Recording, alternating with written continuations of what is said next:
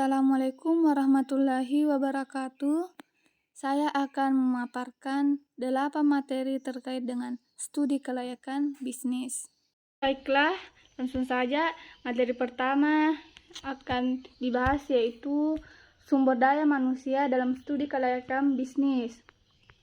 Sumber daya manusia atau SDM adalah salah satu faktor yang sangat penting, bahkan tidak dapat dilepaskan dari sebuah organisasi, baik institut maupun perusahaan. Bisa juga sumber daya manusia itu orang-orang yang ada dalam contohnya perusahaan untuk mencapai tujuannya tersebut.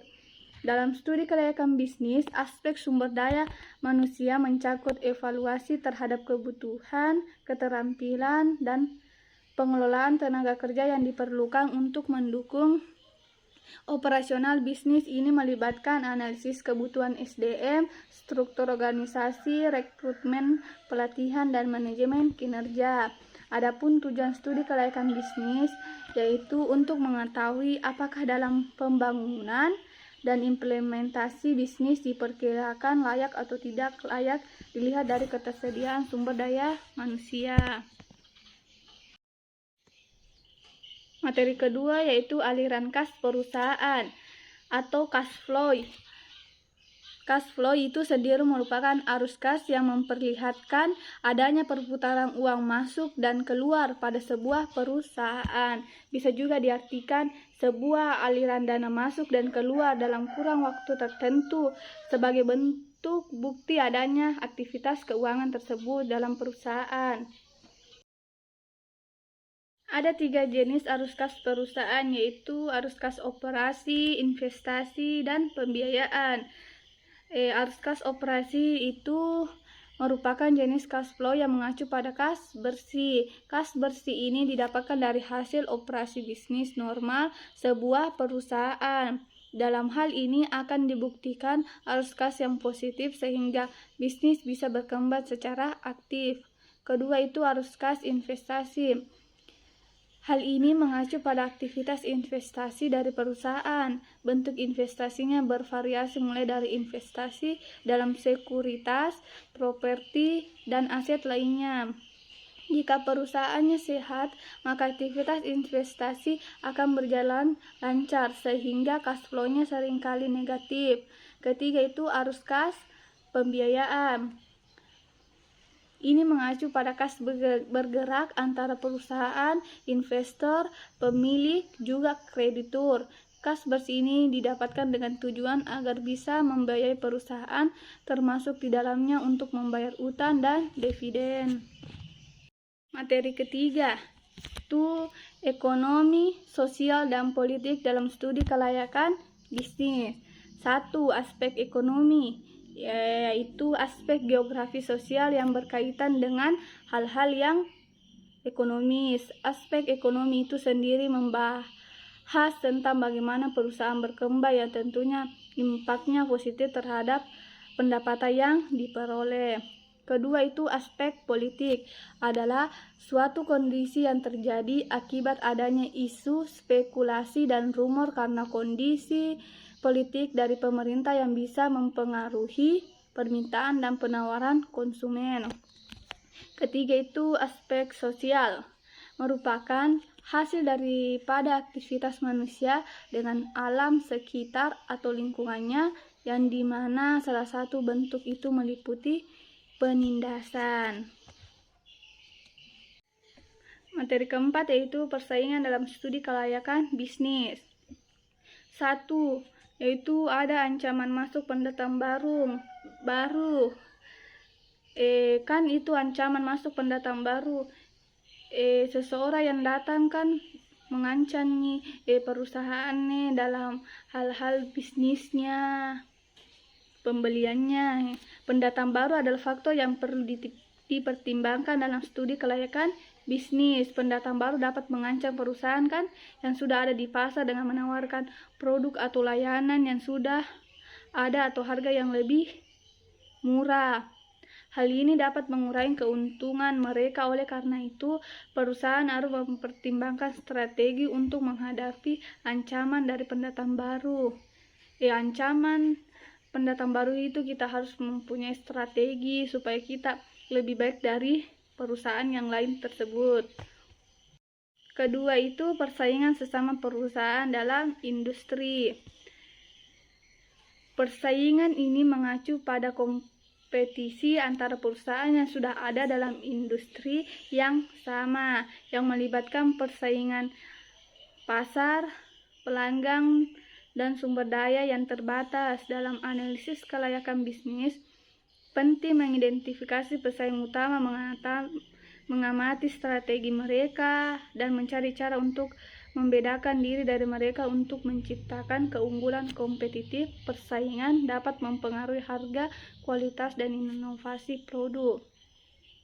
Jadi, jika kita bersaing dalam perusahaan, dalam industri itu, kita harus mengetahui cara-cara mereka. Kita harus menciptakan keunggulan kita sendiri. Ketiga itu ancaman dari produk pengganti. Produk pengganti adalah produk yang dapat menggantikan produk yang sudah ada di pasar. Jika produk pengganti lebih baik atau lebih murah, konsumen dapat beralih ke produk pengganti dan mengurangi pasar perusahaan yang sudah ada. Ancaman ini muncul ketika konsumen dapat dengan mudah beralih ke produk atau layanan serupa atau lebih baik yang mungkin berasal dari industri yang berbeda.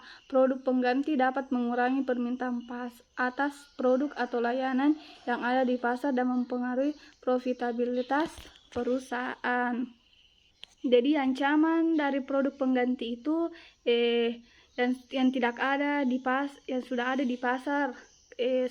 Perusahaan tersebut mengeluarkan produk pengganti yang sudah ada di pasar, terus harganya lebih murah dan lebih praktis. Jadi kan konsumen itu beralih ke perusahaan tersebut, tidak ke perusahaan yang lain lagi.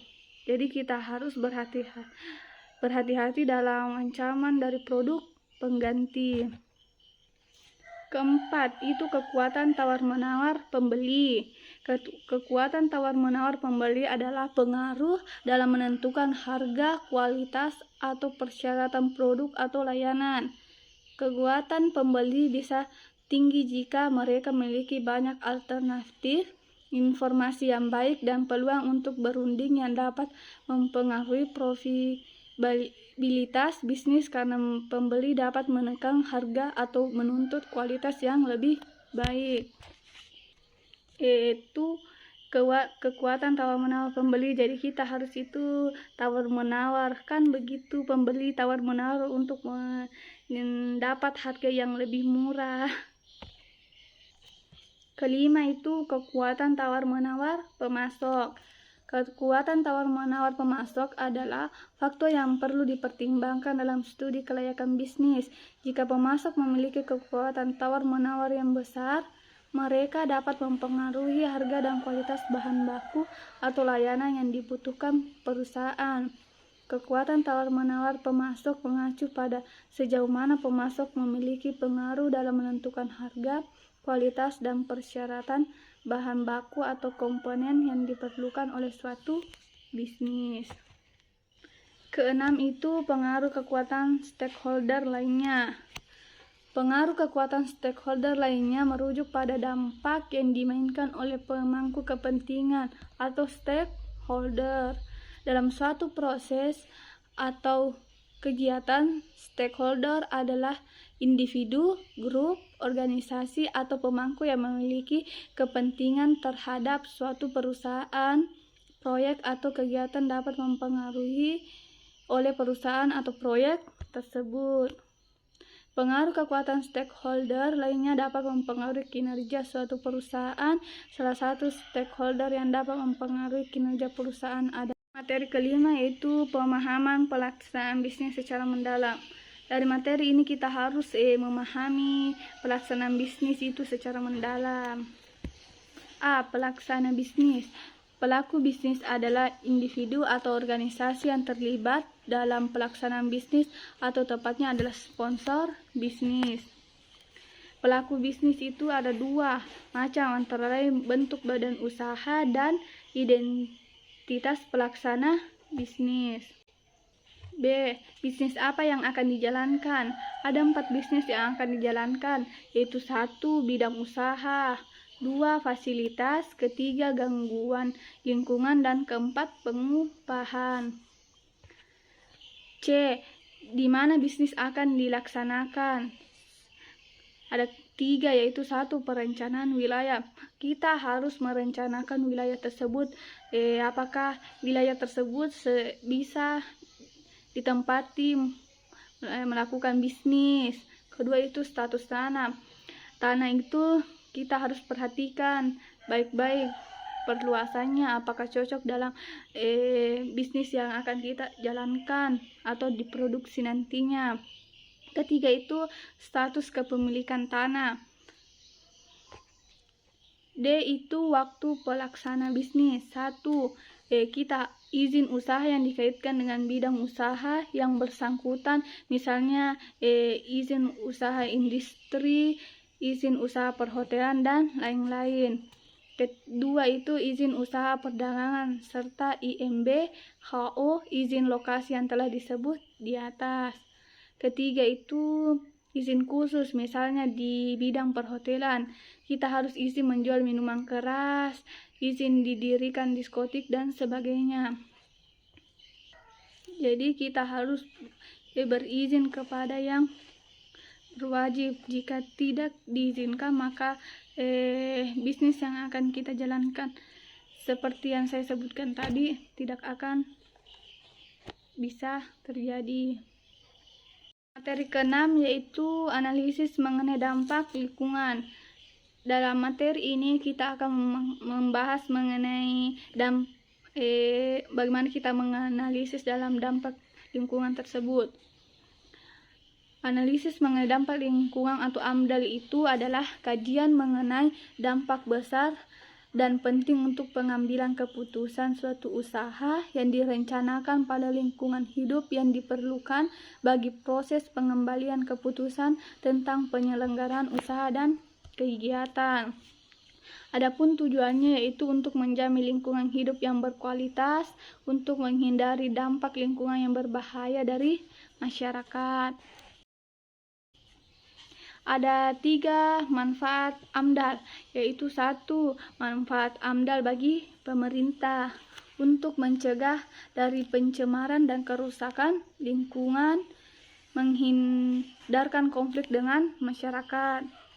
Kedua itu manfaat AMDAL bagi pemrakarsa untuk menjamin adanya keberlangsungan usaha menjadi referensi untuk peminjaman kredit.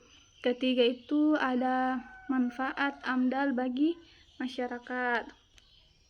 Mengetahui sejak dari awal dampak dari suatu kegiatan, melaksanakan dan menjalankan kontrol, terlibat pada proses pengambilan keputusan.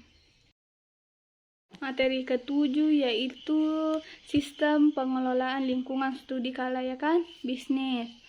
1. Usulan proyek. Kedua itu penyampaian informasi lingkungan. Kita harus menyampaikan informasi tentang lingkungan tersebut. Ketiga itu membuat kerangka acuan atau TOR. Keempat itu membuat AMDAL.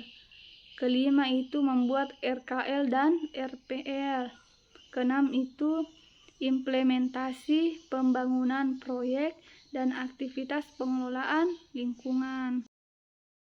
Implikasi pada studi kelayakan bisnis itu ada 4, yaitu 1. Mengapa AMDAL diperlukan dan apa manfaat AMDAL dikaitkan dengan studi kelayakan bisnis.